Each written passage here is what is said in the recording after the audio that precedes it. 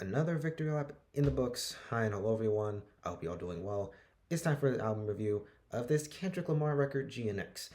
This was a follow-up record to his 2022 Mr. Morale and the Big Steppers, which was a record I thought was a very pivotal moment in Kendrick's career where he was healing from his traumas, also finally saving himself from this whole damn savior complex and stop trying to save the world, and deciding not to pretend, which honestly easily separates himself from a lot of these motherfuckers.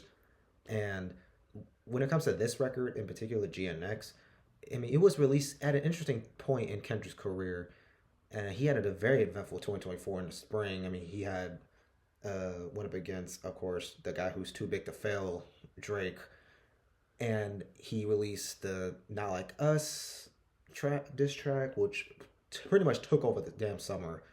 And he had the Pop Out show, also releasing his album. He also performed at the Super Bowl halftime show, so he had a lot of victory laps to say the least. But back to this record here. Yeah, this record is filled with unapologetic, anthemic West Coast bangers. Tracks on here are also lyrically dense, and of course have storytelling, as we of course expect those things from Kendrick thus far in his career. Now, when it comes to the track list, it is a little over 40 minutes, 12 tracks, and this album is great. Easily one of his better projects that he's released to this point. This record opens up with Whacked Out Murals, which is easily Kendrick's middle finger to like everyone who is unwilling to really give him the respect that he so definitely deserves. And the production sounds quite sinister in the beginning and the middle until the beat fills in the mix. The track features Dara Barrera, the Mexican mariachi singer, and that line that stuck with me the most was Kendrick saying, "This is not for lyricists. I swear it's not the sentiment. Fuck a double entendre. I want y'all to feel the shit."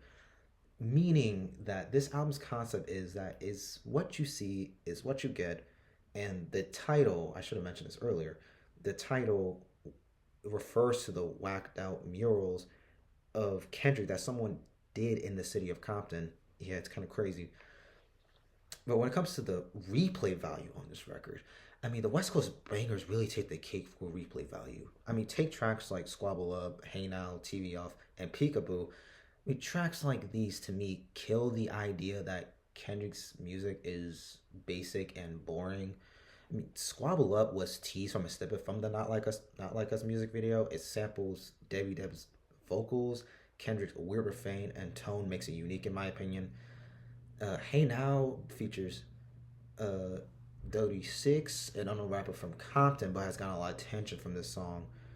Dodie Six comes through on the mic, and his energy actually completes the track. He fits like a glove on there. And of course, the biggest highlight for me was obviously TV Off with DJ Mustard. And honestly, it's so fucking West Coast. It has that fucking bounce to it. And of course, the second leg of the track has a beat switch, and of course the icon mustard line pretty much should be like a producer tag at this point, along with the mustard on the beat. And honestly, yeah, it's such a one hell of a track. Honestly, to be honest with you. And Lefty Gunplay is a feature, but then again, he doesn't contribute much, but he has a small verse in there. All he's saying is really, all he's really saying is crazy, scary, spooky hilarious in the outro. It's fine, not for me, but it's definitely fine. Okay, another track on here. It's Peekaboo. Gifts definitely gave me a false sense of security in the intro, which is a little Beaver sample, and then the beat hits me out of nowhere. Kendrick brings back that weird refrain of what they talking about, they're talking about them, what they talking about, they're talking about them, what they talking about, they're talking about them, multiple times on the track. Az Chike is a feature, and I love his contributions to the track. His flow, style, bars, and even the energy makes listening to him worthwhile. You also have nice changes of pace with tracks like Luther, Dr. Blue, Gloria, and at the Garden. As the all these tracks are, few of these tracks that I've mentioned are lyrically dense and of course, like I mentioned, has a good change of pace. Uh, Luther draws from off from a Luther Vandross sample throughout the track. SZA is a nice feature and probably one of their best, if not their best song that they've done with each other in a minute. The production sounds so dreamy and euphoric as well. Like honestly, I come back to this track very often. Dodger Blue sounds like a throwback to 80s with this gnarly slow synths and beat, possibly the vibiest song Kendrick has ever put out, in my opinion. The features are filled with young, rising rappers from Compton, Wale the Sensei, Roddy Rich, and City 7X. Uh, the portion of the song that they actually contribute are not bad per se. I actually rather enjoy it. Everyone's delivery on the track makes sense given the sound of the production on here. Gloria is another track with SZA, and it's a track I don't come back to as often.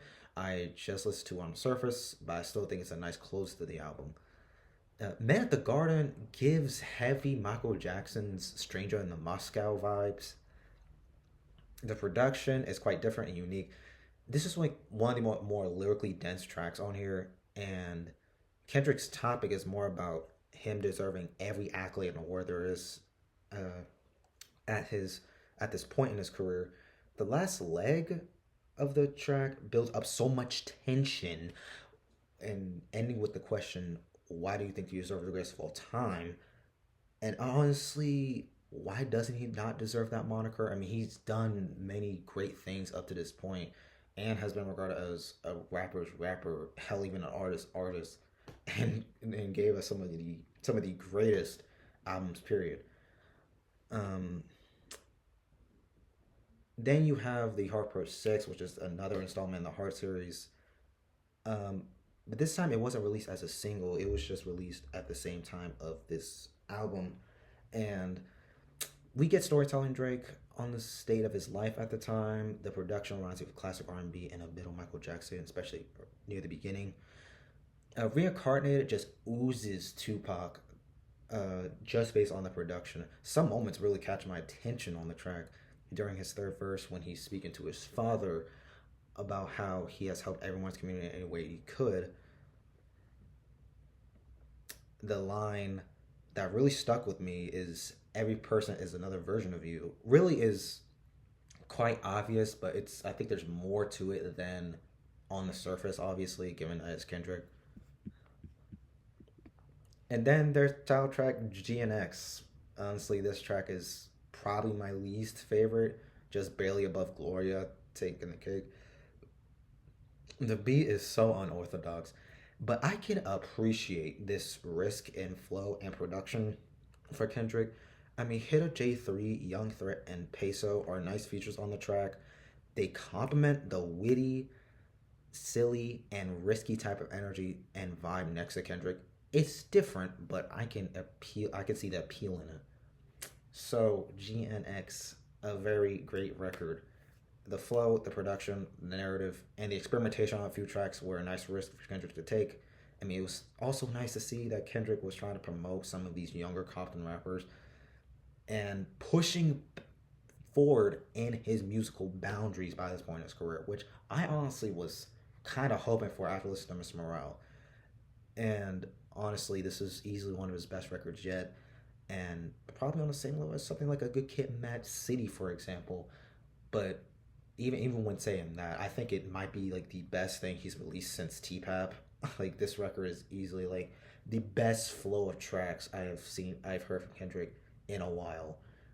And honestly, this is easily in probably his top three in his catalog. Who knows? I mean, I can't wait to see what he does next. Whether it's a single or an album, I can't wait to see what he does next. Which is why I'm feeling a strong A+ on this thing. So those are my thoughts. What do you guys think about this album? Did you agree? Did you disagree? What you like about it? What you don't like about it? Please let me know, and I'm gonna see y'all later.